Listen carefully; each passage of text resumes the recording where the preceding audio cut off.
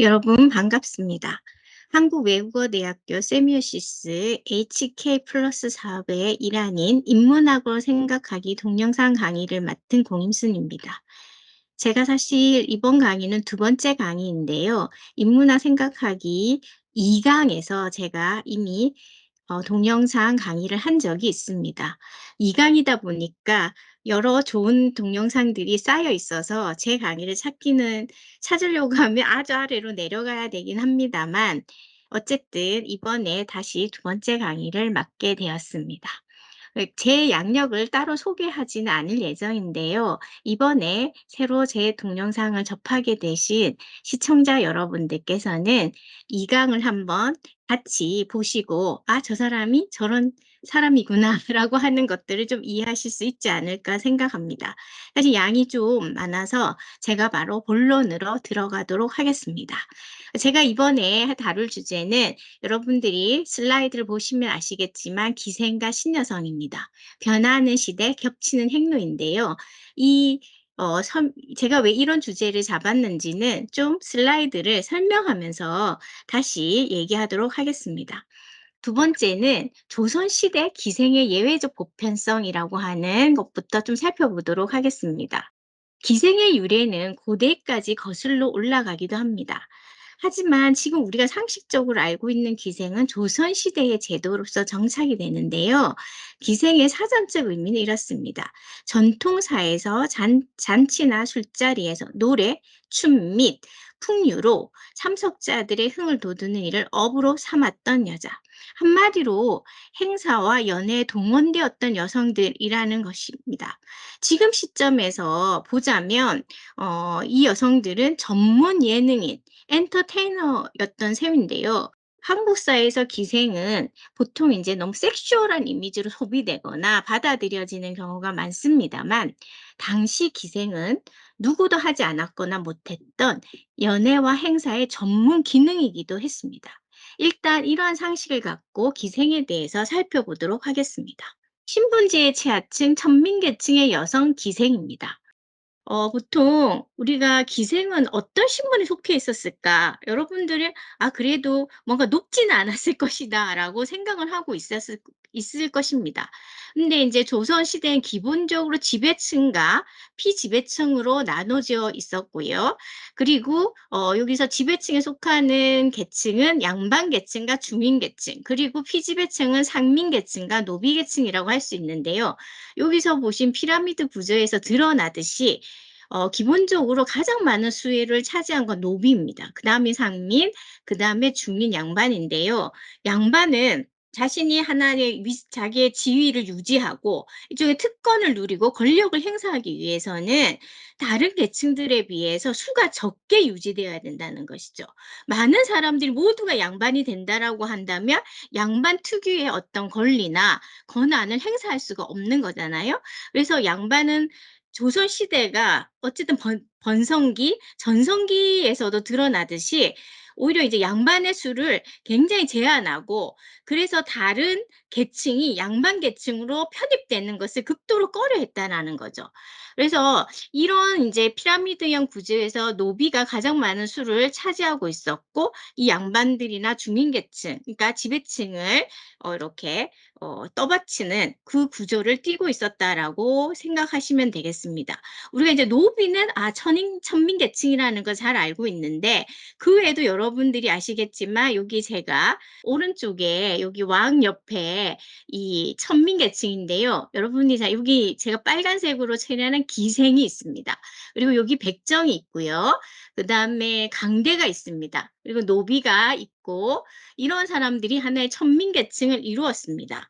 그리고 기생은 바로 이 천민계층의 일부였다는 것이죠. 그래서 여러분들이 그럼 기생은 원래부터 타고나게 기를 기생으로 태어났는가라고 볼 수도 있지만 물론 이제 부모가 특히 모계 쪽이 기생이면 딸도 자식도 자연히 천민계층이고 기생이 될 가능성이 높았지만 원래 기생은 여자 노비였다가 뽑히는 경우가 많습니다. 그래서 넓게 보면 여노비에 들어가고요. 대부분 조정, 그러니까 궁정이나 뭐 간청에 속한 간비, 간의 노비였다가 뽑혀 기생이 되었기 때문에 우리가 보통 기생을 간의 기생이라고 부르기도 합니다. 이 점을 좀 기억했으면 합니다. 신윤복 그림 속 기생, 기생의 모순적 지위라고 해서 제가 다음 장에 제목을 뽑아봤습니다. 기생은 사치 기생으로 불리기도 했는데요. 여러분 사치라고 하면 뭐가 떠오르십니까? 보통 이제 뭔가를 뭐 이렇게 좀 좋은 아니면은 장신구를 많이 하고 뭔가 자기를 꾸미는데 많은 노력을 하는 뭐 이런 것들을 떠올리실 텐데요. 정숙한 상류계층 양반집 여성의 정절을 보호하는 성적 대체물이자 남성들의 연애를 빛내는 존재로서 기생은 여겨졌습니다. 그래서 보통 이제 이런 기생들은 기생 이제 여자 노비에서 기생이 뽑히거나 이랬을 때 그리고 또 따로 기생이 되기 위한 5가지 재능이 필요했기 때문에 이 기생들은 훈련을 받았습니다. 그렇다고 해도 모든 기생이 뛰어난 재능을 다 갖출 수 있는 것도 아니잖아요. 여러분들이 같이 훈련을 한다 해도 이제 재능이 뛰어난 친구가 있고 그렇지 않은 친구가 있는 것처럼 이 5가지 재능, 기생으로서의 자격을 잘 갖춘 기생을 우리가 뛰어난, 이름난 기생이라고 해서 명기라고 불렀습니다. 여기 명기라고 이렇게 썼죠. 그리고 일반 백성들이 누리지 못한 시화의 능력, 그러니까 시를 짓거나 그러니까 양반의 남성들과 이렇게 서로 대작을 주고받을 만큼 이런 이제 시작에 능한 그렇기 때문에 문해력의 소유자였던 것이죠. 기본적으로 조선시대의 문자의 독점 세력은 양반 사대부 남성이었습니다. 여성들은 문자에 대한 접근이 기본적으로 한자, 특히 한자의 문자에 대한 접근이 가로막혀 있었기 때문에 기생이 양반 계층과 서로 어울릴 만한 문해력의 소유자였다라고 하는 것은 귀족의 머리를 갖고 있었다는 뜻입니다. 하지만 육체, 신체는 굉장히 천한 신분의 이중성을 갖고 있었고 그렇기 때문에 제가 모순적 지위를 가지고 있다라고 말을 드리는 것이고요. 그래서 제가 양반계층가 어울릴 만한 귀족의 머리와 천민의 신체를 동시에 지닌 모순적 위치를 갖고 있었기 때문에 기생의 고민이나 불안, 그 다음에 뭔가 불만 이런 것들도 있었고 또한 그래서 기생 중에서 또 이름을 날린 명기들이 가졌던 어떤 삶의 뭐라고 할까 우울 뭐 이런 것들 그리고 여기에 채워지지 않는 갈증 이런 것들을 우리가 항진이나 이런 기생들을 통해서도 엿볼 수 있습니다. 여기 신윤복의 이 그림은 신윤복의 풍속도 하첩 중에 하나인데요. 신윤복은 이렇게 조선시대 풍속을 기녀를 통해서 기생을 통해서 드러낸 대표적인 화가라고 여러분들 알고 계실 텐데요. 여기서 보면 기생이 분명 자기와 관계를 가질 때 양반이 있을 텐데 이 양반이 은큼하게도 또 기생의 몸종과 이 에로틱한 장면을 연출하다 기생한테 딱 걸린 장면을 해학적으로 그리고 풍자적으로 묘사한 작품입니다. 신윤복의 그림은 이런 이렇게 양반계층의 이중성이나 모순을 드러내는 데 있어서 위선이나 이런 것들 허위의식을 드러내는 데 있어서 분노를 가지고 접근했다기보다는 해학을 통해서 그러니까 약간의 풍자와 해학 웃음을 통해서 드러내고자 했던 데서 이 따스함 같은 것들이 또 느껴지는 그런 측면에서 신윤복의 그림은 개대손손 우리에게 전해지는 중요한 문화유산이라고 할 수 있을 것입니다. 다음 거 보실까요? 화려한 연애의 주역 기생입니다. 여기 제가 여기 빨간색으로 이렇게 표시를 했는데 여러분이 보이실지 모르겠습니다. 같은 빨간색이 많다 보니까 제가 잘못했나? 색깔을 이런 생각을 좀 하게 되는데요. 평양감사가 주최한 화려한 연애의 모습입니다. 기생들이 없었으면 불가능했을 연애의 장면입니다. 여기 제가 빨간색으로 이 중간 사진의 중간에 표시한 거는 처용가에 기반한 처용무라고 하는 춤을 기생들이 추고 있는 것인데요. 여러분들 처용가 아실 것입니다. 밤늘 달 밝은 밤까지 놀다가 우리 집에 갔더니 다리가 내시어라. 둘은 내가 익히 알고 있는 것인데 다른 두 다리는 누구 것인가?' 뭐 이런 이런 시조인데 이런 무가인데요. 여기서 보면 이런 처용물을 인제 이 처용가에 기반을 해서 이 기생들이 처용물을 추고 있는 장면입니다. 그래서 이런 인제 기생들이 이런 여러 가지 그래서 기생들이 추는 춤들이 우리나라의 전통 무용으로서 전래되어 오는 것이 굉장히 많다. 그리고 또 하나 이제 제가 얘기하고 싶은 건 화려한 연애에는 우리가 대장금으로 잘 알려진 의녀라고 하는 게 현재 여의사를 뜻하는 이 여의사에도 동원되었다라는 사실입니다. 우리가 드라마 대장금을 통해서 이 여의나 그다음에 의녀라든지 그다음에 뭐 수락관 궁녀 뭐 이런 한상 판타지가 있지만 사실은 이 의녀는 또 언제든 기생의 역할을 맡았어야 했다라고 하는 것들을 여러분들이 좀 어 숙지하실 필요가 있다고 하겠습니다. 드라마 대장금 지워진 의녀 기생의 역할이라고 해서 제가 일부러 이렇게 좀 적어 봤는데요. 이 기본적으로 의녀들은 의료인의 역할을 했습니다. 부인병을 치료한다든지 이게 이제 가장 컸고요. 특히 궁중에 어 왕비라든지 그다음에 공주라든지 이런 궁인들 이런 사람들에 대한 부인병을 치료했고요. 두 번째로 치료 임무로서는 산파 역할, 이제 애를 낳는데 이제 도움을 주거나 그다음에 어떤 불륜의 증거를 찾아서 모르게 잔입한다든가 아니면 여자로 이제 변장을 해서 그런 어떤 불륜의 증거를 찾는 역할도 하기도 했었고요. 세 번째는 의녀의 기능이 변화해서 연애에 동원돼서 기생 역할을 수행했다라는 것을 알 수 있습니다. 간의 여비 중에서 의녀를 선발했다고 하고요. 사실 조선시대에는 기술직 자체를 아주 천하게 여겼잖아요, 유교 문화 속에서.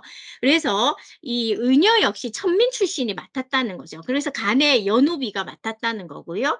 그다음에 뭐 변장을 통해서 범인 색출에도 도움을 주는 등 의료인 역할 외에 많은 역할을 했고요. 의원은 이제 중인계층 남성들이 주로 담당했고 의녀는 이제 간의 노비에서 뽑혔기 때문에 학문적이나 의학적 수용이 상대적으로 떨어질 수밖에 없어서 이제 의녀로 뽑히면 의학의 기초 교육을 받았다고 합니다. 그리고 의녀는 아까도 말씀드렸다시피 아주 화려한 연애에 동원되어서 이 의녀가 기생의 역할을 수행을 했습니다.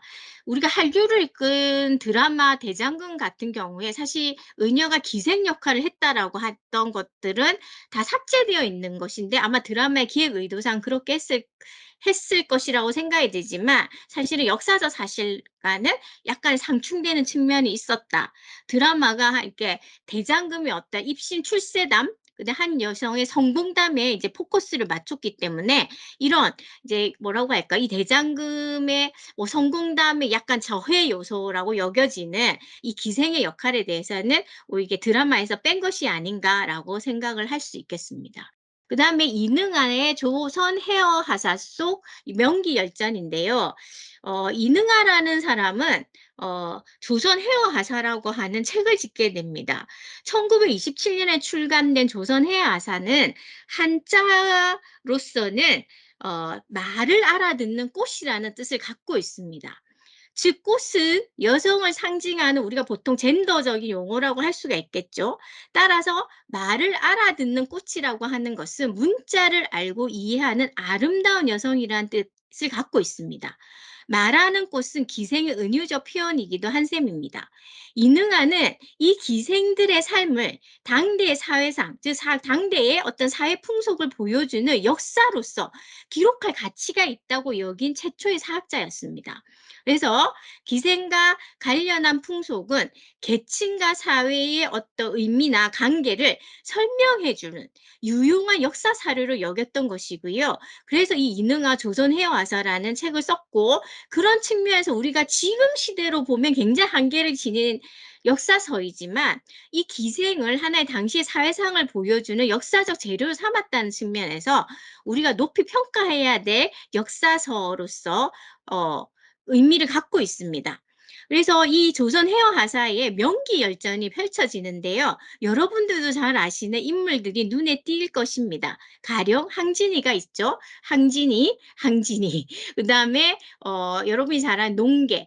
의기라고 하는 의로운 기생을 우리가 의기라고 하는데요. 여러분이 잘 아는 진주에 농계가 있고 평양에 개월향이 있습니다. 그래서 이런 부분들을 여러분들이 인흥하에 조선 해화하사에 '아 이렇게 명기열전 담겨 있구나.'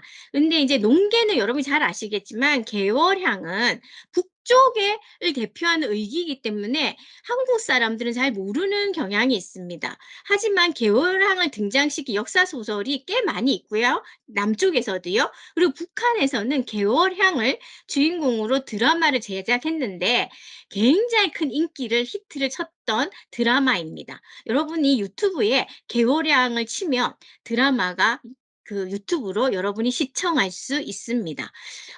혹 관심 있으시면 꼭 찾아보시고요.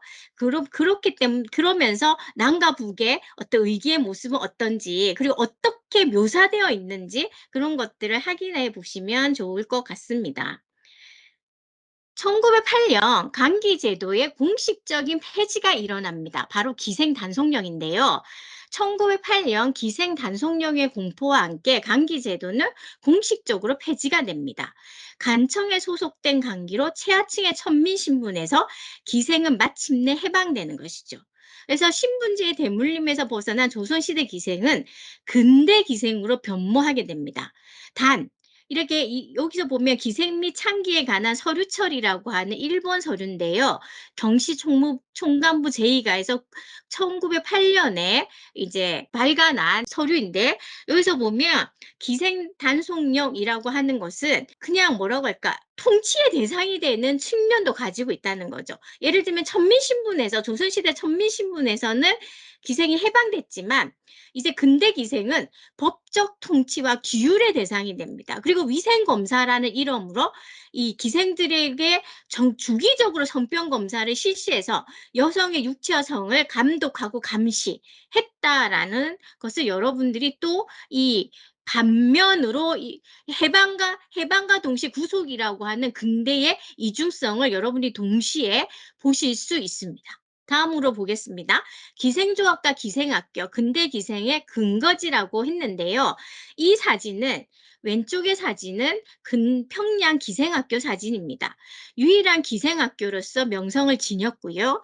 조선의 전통 건축 양식과 근대 양식을 결합한 건축으로 사람들의 눈길을 끌었습니다. 그리고 기생학교는 총 1학년에서부터 3학년까지 3년 과정이었고요. 과목은 아까 제가 5가지 자질이 필요하다라고 말씀드렸는데 노래와 춤, 가무죠.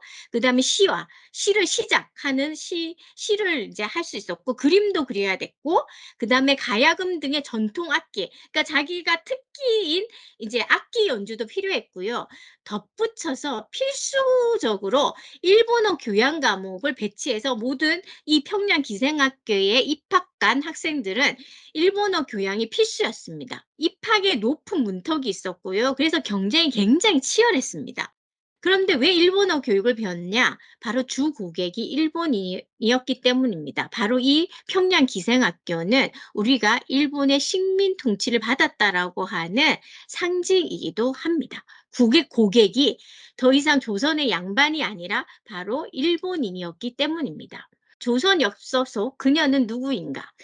여기서 보면 이 조선 엽서라고 하는 것들은 마치 조선을 알리는 우리가 보통 엽서, 그게 그 나라에 가면 그 나라의 대표적인 상품을 아니면 그 나라의 대표적 유산이나 그 나라의 대표적인 상품, 풍경을 그 외국인들이 살 수 있게 하는 이제 엽서라는 것들이 많잖아요. 관광지나 이런 데서 보면 여기서 조선 엽서에서 기생은 주 단골 대상이었습니다. 그러니까 일본의 식민 통치 기간에 일본 통치 기구들을 조선 기생을 대표 상품을 내세웠다는 것인데 이것도 일종의 식민 통치와 식민지 간의 불평등한 젠더 관계가 투영되어 있는데 이 부분은 깊이 들어가지는 않겠습니다, 여러분. 조선 엽서서 그녀는 누굴까요? 근대 시장 경제 상품이 된 기생의 수입 차이는 굉장히 컸습니다. 1급 기생은 한 달에 400여 원, 못 벌면 3원이 될 거, 그러니까 400원과 300원, 3원은 너무너무 큰 수입 격차죠. 미모, 기에, 아까 5가지 기술, 그러니까 재능을 가진 기생, 그리고 일본어 실력을 갖추면 1급 기생으로 대접을 받았고요. 그래서 이 1급 기생 중에 한 사람이 바로 유금도의 사진입니다.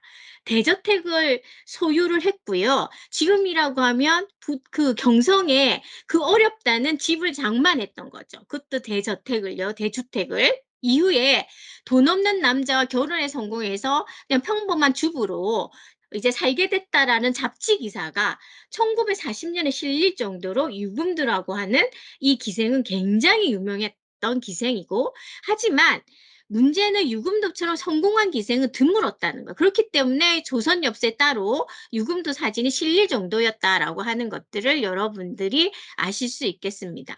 다 그러면 기생이자 여학생 단발랑 강향란에 대해서 한번 알아보겠습니다. 우리가 단발령이라고 하는 거 여러분이 역사 시간이나 역사적인 지식으로 좀 알고 계실 거라고 생각되는데요. 다만 확인의 차원에서 제가 한 번 더 말씀을 드리겠습니다. 1895년 갑오개혁으로 성년 남성의 상투를 자르고 서양식 머리를 하라는 내용의 칙령이었습니다. 그래서 순종이 솔선수범해서 머리를 잘랐고요. 머리를 잘랐다고 하면 안 돼요. 머리카락을 잘랐고요. 관리는 칼과 가위를 가지고 도성거리나 성문에서 백성들, 그러니까 특히 남성들의 머리카락을 깎게 하는 강제성을 띄었습니다. 근데 이 반발령에도 불구하고 여성의 긴 머리카락은 정숙과 순종의 표상으로서 이 여성들이 머리카락 자르는 것, 단발을 하는 것에 대해서 굉장히 조선사회 여전히 반발과 어떤 경계의식을 갖고 있었고요. 기생 강향란은 남자에 의지하지 않고 동정을 구하지 않겠다라고 막 이렇게 선언하면서 단발을 최초로 감행했던 선구적 여성이었습니다. 그래서 이 강향란의 사연은 굉장히 기구한데요. 가감 이제 자기가 후원을 받았던 남성에게 배신을 당하고 이제 그러면서 자기가 그렇다면 남자가 그렇게 훌륭한 인물이야? 훌륭한 종족이야? 족속이야? 막 이렇게 생각하면서 강양 나도 그럼 남자처럼 똑같이 하고 다니겠다 이러면서 단발을 하고 남자 양복을 입고 다니면서 한동안 그 경성 시내를 센세이션하게 물들였던 아주 화제의 인물이었습니다. 그래서 남자 복장으로 강습소도 다니고요. 이런 아주 유명한 인물이 강향란입니다. 지금은 잘 알려져 있지 않은 인물이지만 요즘 다시 조명되기도 합니다. 여러분이 궁금하시면 좀 찾아보시면 좋을 것 같고요. 그러면 이제 이 첫 단발량 강향란의 인생 육막을 동아일보는 어떻게 적고 있느냐? 제1막 당대 유수한 기생으로 모 청년의 도움을 받아 기생을 던지고 배학교에 들어가 공부를 시작하던 공부막이 있다. 1막, 2막의 막입니다, 여러분. 제2막 공부하던 중 1년이 다 못 되어 실현소동을 일으켜 한강에 투신소동을 했던 실현막이 있다. 제3막 여자로 굵게 살자면 남자만 못하지 않다고 사회주의에 감염돼 머리를 깎고 남장을 하고 남학교에 출석하던 단발 민막. 제3막 지금의 조선 여자랑 꼭 세 가지 길이 있는 바. 한 길은 민족을 위하여 독립운동에 헌신한 길. 한 길은 춤추고 노래하며 질탕이 놀아볼 길. 또 한 길은 자살할 길. 세 길밖에 없는데 첫 길은 몸이 약해서 못 가겠고 둘째 길은 기회가 많아 가본 길이야 다시 갈 수 없고 나머지 셋째 길을 찾을 수밖에 없다고 음독하고 자살하려다 못 죽고 살아난 자살막.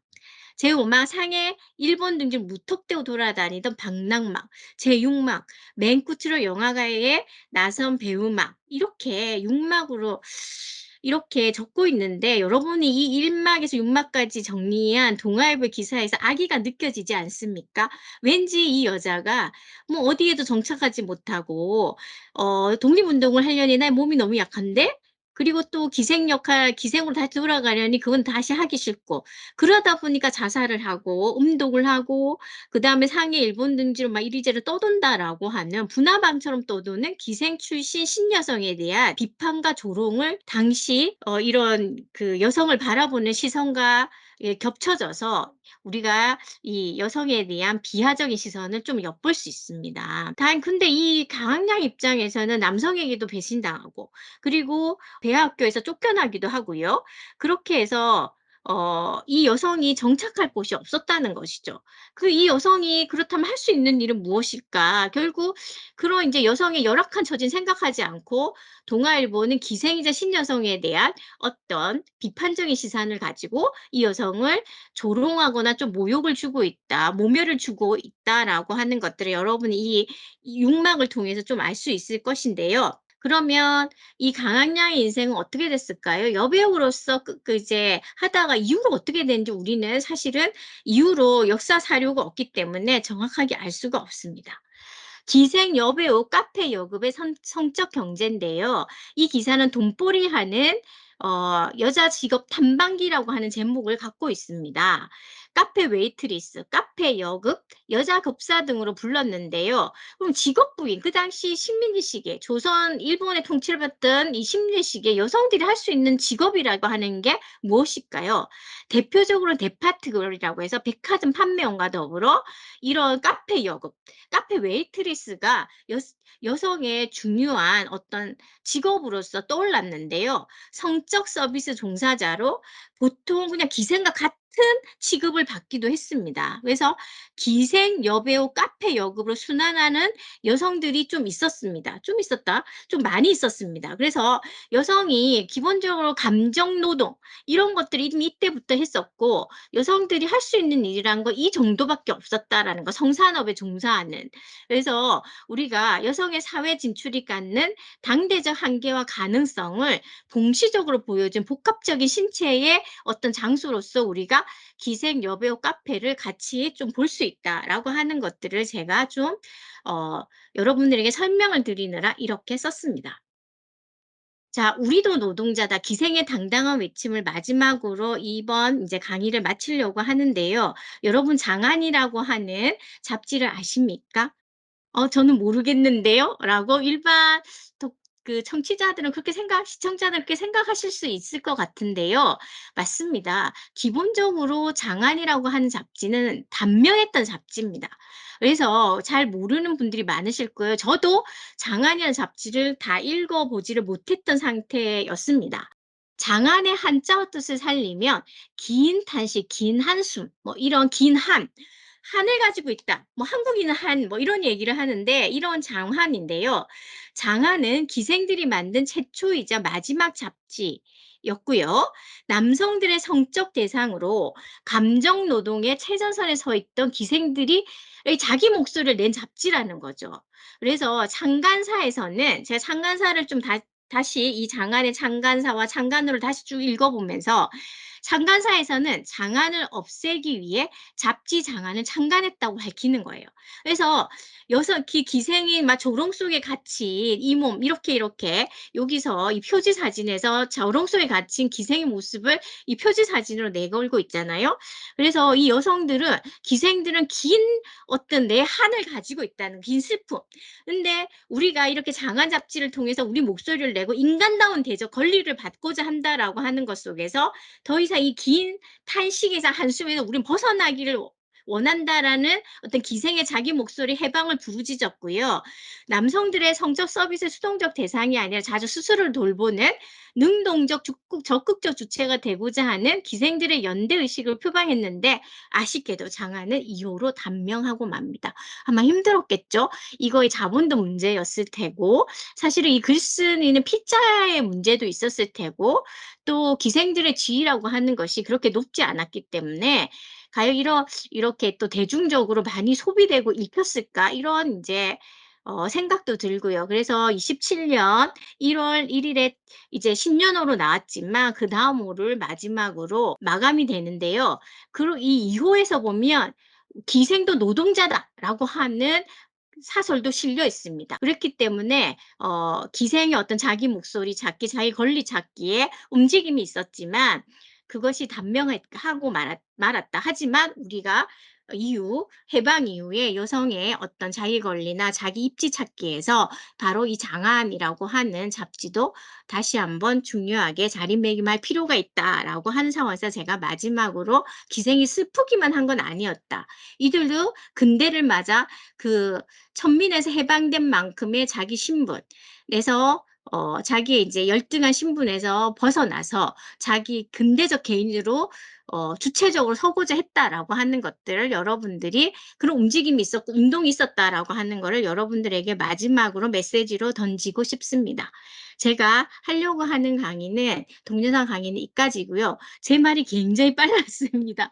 사실 제가 한번 찍어 보고 다시 걸 찍어 보다 보니까 제가 너무 천천히 했더니 시간이 컴팩트하게 되지 않고 되게 늘어졌는 부분이 있어서 제가 말을 좀 빨리 했고요. 아마 이 동영상도 꽤 제가 말을 빨리 했지만 좀 긴 동영상이 되지 않을까 하는 염려를 갖고 오늘 강의는 마치도록 하겠습니다. 지금까지 제 강의를 들어 주셔서 감사합니다.